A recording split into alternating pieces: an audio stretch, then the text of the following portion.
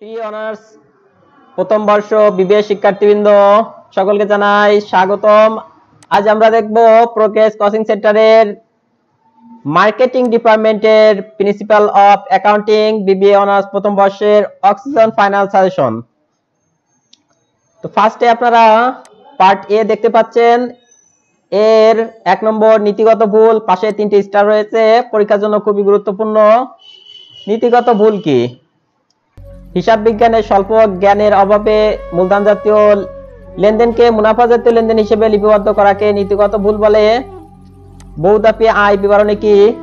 Net মুনাফা বা ক্ষতি নির্ণয়ের জন্য যে আয় বিবরণী একাধিক ধাপ দেখানো হয় তাকে বহুধাপী আয় বিবরণী বলে। ব্যাংক সমন্বয় বিবরণী কি?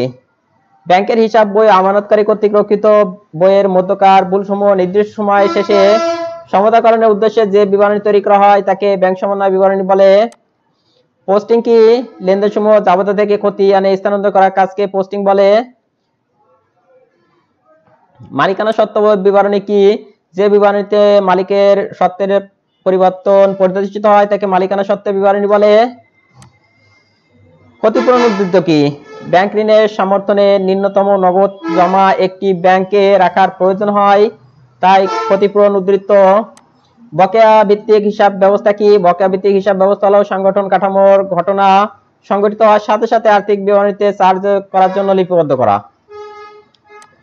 নগদ ভিত্তিক হিসাব ব্যবস্থা কি? নগদ ভিত্তিক হিসাব ব্যবস্থা হলো এমন একটি পদ্ধতি যেখানে আয় নগদে প্রদত্ত হয় হলে এবং খরচ নগদে সংগঠিত হলে লিপিবদ্ধ করা হয়।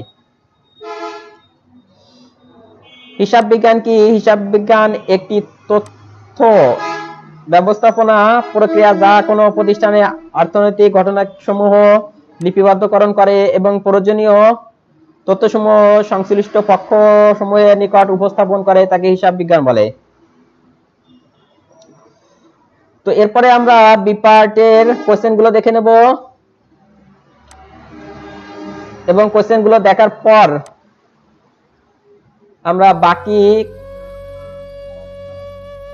এ পার্টের সংক্ষিপ্ত কোশ্চেন দেখব।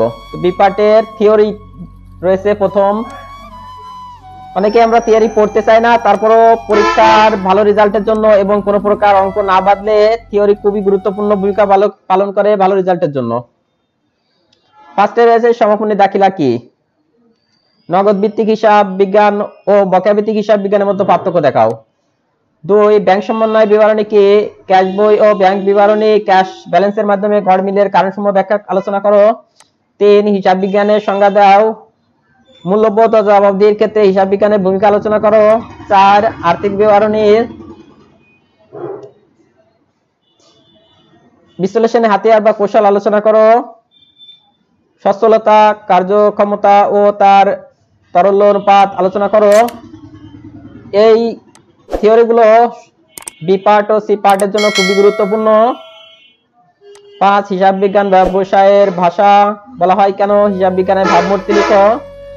6 হিসাব চক্রের সংজ্ঞা দাও। হিসাব চক্রের ধাপগুলো আলোচনা করো। হিসাব বিজ্ঞানের ধারণা ও প্রথার মধ্যে পার্থক্য দেখাও। 7 নম্বর রয়েছে হিসাবে ডেবিট ক্রেডিট নির্ণয়ের নীতি আধুনিক সূত্র বর্ণনা করো। 8 বিপরীত দাখিলা কি? সমন্বিত দাখিলা, বিপরীত দাখিলা, সমাপনী দাখিলার মধ্যে পার্থক্য দেখাও। 9 মৌলিক সমীকরণ কি? তুমি কোন কোন ক্ষেত্রে একে সাফল্যজনক মনে করো? 10 হিসাবের ভুল কি? এর শ্রেণী বিভাগ দেখাও। 11 হিসাবের তথ্য কি? হিসাব বিজ্ঞানে তথ্যর ব্যবহারিক কারা? সর্বজনীন নীতি। হিসাবের নীতিমালা এর সংজ্ঞা ও বিষয়বস্তু লেখো। 12 আর্থিক বিবরণী বিশ্লেষণ বলতে কি বোঝো? আর্থিক বিবরণী বিশ্লেষণের পদ্ধতিসমূহ বর্ণনা করো। 13 সমন্বয় দাখিলা কি? সমন্বয় দাখিলা কেন করা হয়? সমন্বয় দাখিলা না করার ফলাফল আলোচনা করো। এবং 14 রয়েছে অনুপাত বিশ্লেষণ কি? অনুপাত বিশ্লেষণের সীমাবদ্ধতা লিখো। উদ্দেশ্য ও গুরুত্ব প্রয়োজনীয়তা ব্যাখ্যা করো। তো এরপরে ম্যাথ রয়েছে, তো আমরা লাস্টে ম্যাথ দেখবো। তার আগে আমরা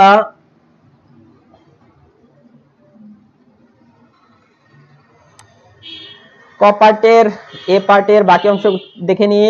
এরপর রয়েছে পাবলিক হিসাব বিজ্ঞান। কর্পোরেশন বলতে কি বোঝো? খুবই গুরুত্বপূর্ণ কোশ্চেন। রাষ্ট্রীয় কর্পোরেশনের অধীনে পৃথক আইনগত সত্তাসমূহ মালিকানাকে শেয়ার দ্বারা ভাগ করার মাধ্যমে যে প্রতিষ্ঠান গঠিত হয় তাকে কর্পোরেশন বলে। 16 আর্থিক বিবরণী বিশ্লেষণ বলতে কি বোঝো? বিভিন্ন রকম তথ্য সরবরাহকারী বিভিন্ন রকম তথ্য চাহিদা পূরণ করার জন্য আর্থিক বিবরণীর দফাসমূহের তুলনামূলক বিশ্লেষণকে আর্থিক বিবরণী বিশ্লেষণ বলে। 17 প্রতারণা কি? উদ্দেশ্য প্রণোদিতভাবে বা ইচ্ছাকৃতভাবে হিসাব রক্ষণের কাজে জড়িত কর্মচারী কোনো তথ্য গোপন করলে তাকে প্রতারণা বলে। এছাড়াও আরো বেশ কিছু কোশ্চেন রয়েছে এখানে।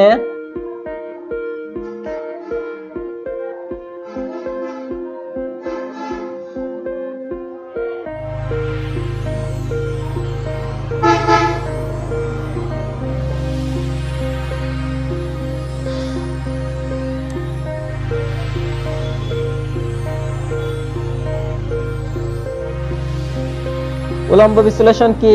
উলম্ব বিশ্লেষণ তো আর্থিক বিবরণী তথ্য মূল্যায়ন করে প্রতিটি দফাকে শতকরা হারে প্রকাশ করা। ল্যাম্পিং কি? ক্যাশিয়ার কোনো দেনাদারের নিকট থেকে ডাকযোগে টাকা পেয়ে তা হিসাবে না দিয়ে উক্ত টাকা আত্মসাৎ করার লক্ষ্যে নিজের কাছে গোপন রাখে, তাকে ল্যাম্পিং বলে।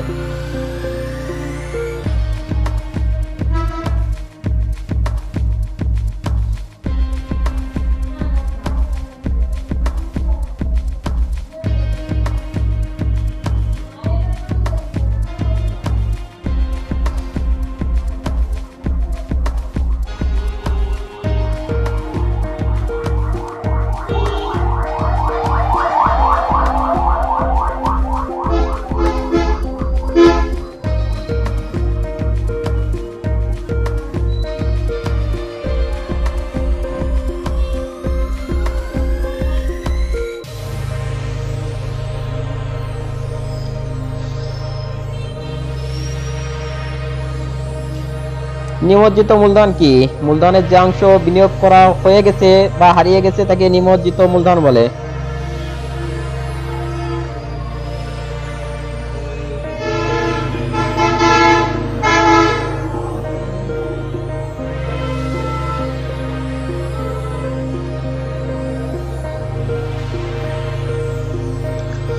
এরপরে আমরা অঙ্কের সাজেশন গুলো, ম্যাথ পার্টের সাজেশন গুলো দেখে নেব।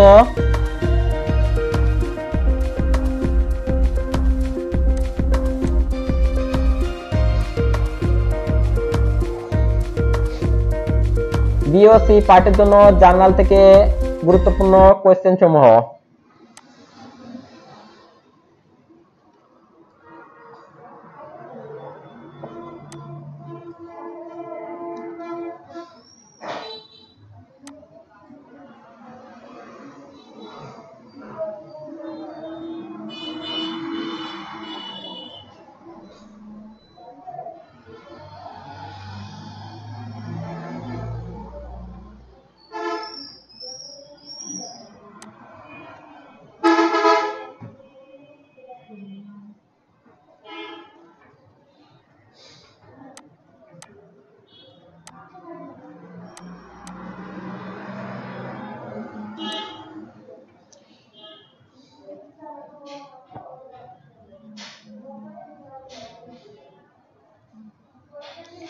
এবার রয়েছে ইকুয়েশন অধ্যায় থেকে কোশ্চেন।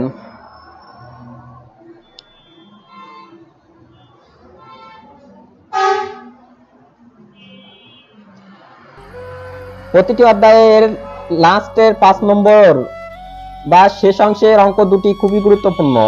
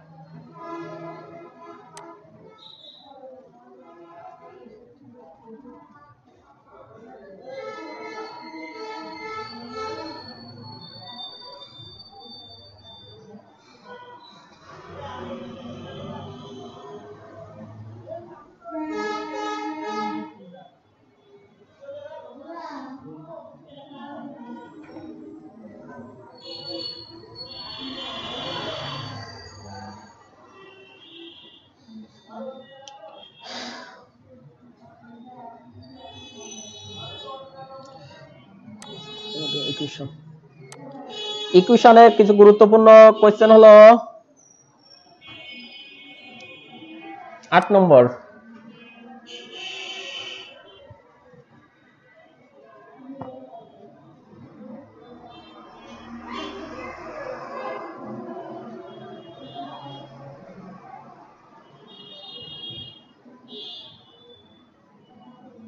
নয় নম্বর,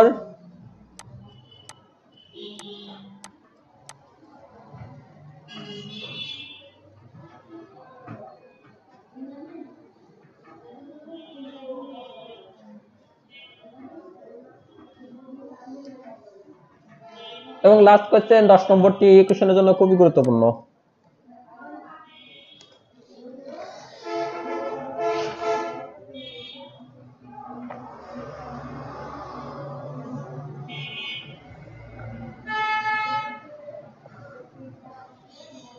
আমরা পরের অধ্যায় দেখব কারেন্ট লায়াবিলিটি।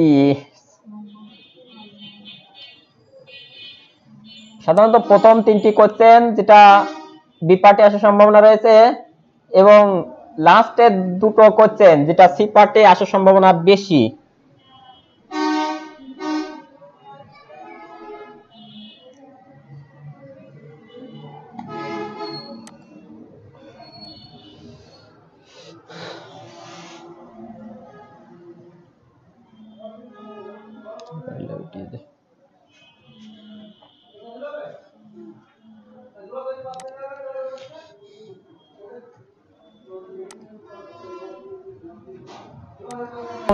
লাস্টের 2টো কোশ্চেন যেটা সি পার্টে আসার সম্ভাবনা বেশি।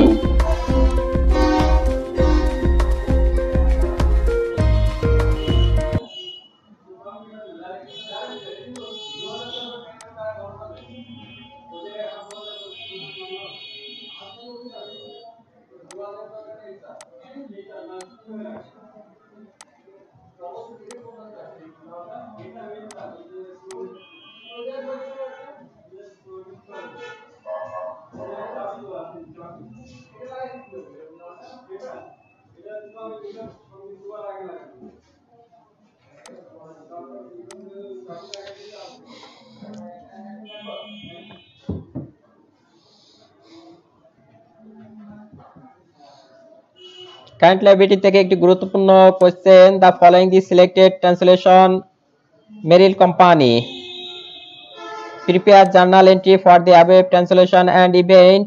বি নাম্বারে রয়েছে post of the accounting notice payable and মাস।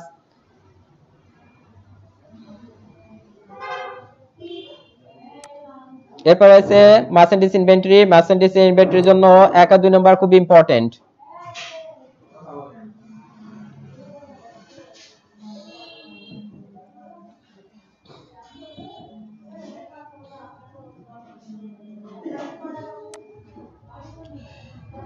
পরের অধ্যায় ব্যাংক রিকগনাইজেশন স্টেটমেন্ট।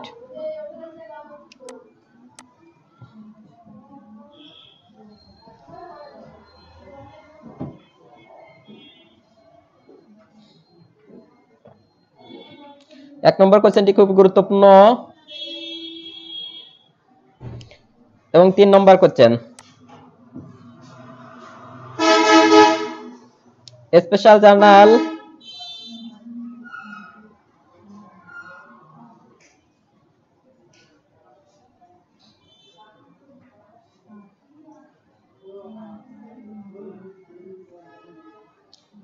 এখান থেকে 7 নম্বর কোশ্চেন এবং 8 number question prepare a cash receipt journal.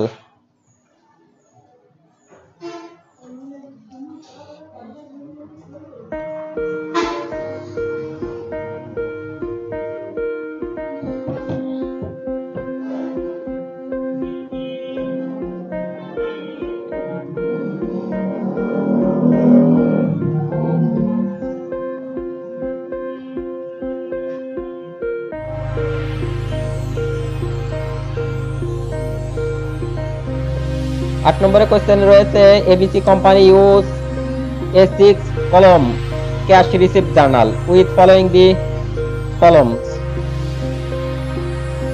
रही है adjusting অ্যাডজাস্টিং এর 1 ও 2,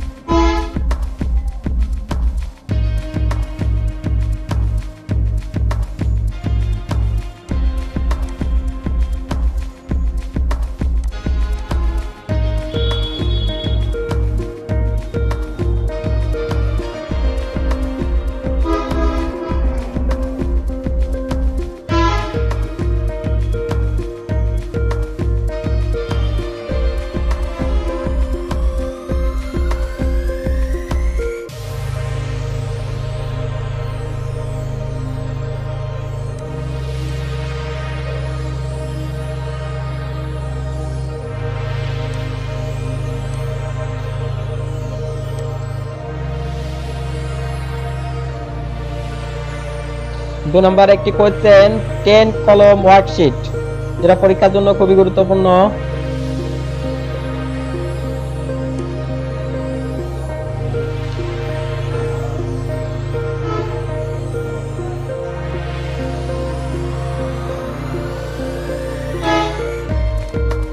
ট্রায়াল ব্যালেন্স,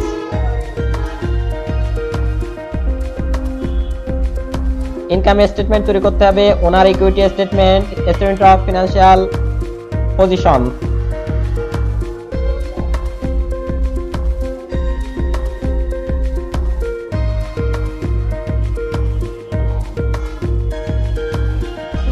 এবং 8 নম্বর কোশ্চেনটি নিশা কোম্পানি,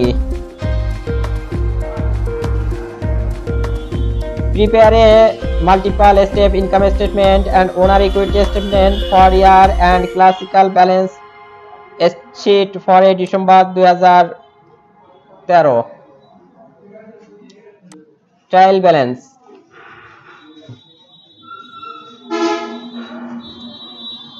এটি খুবই গুরুত্বপূর্ণ।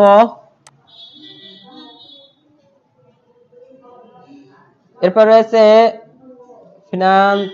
Final accounting analyse.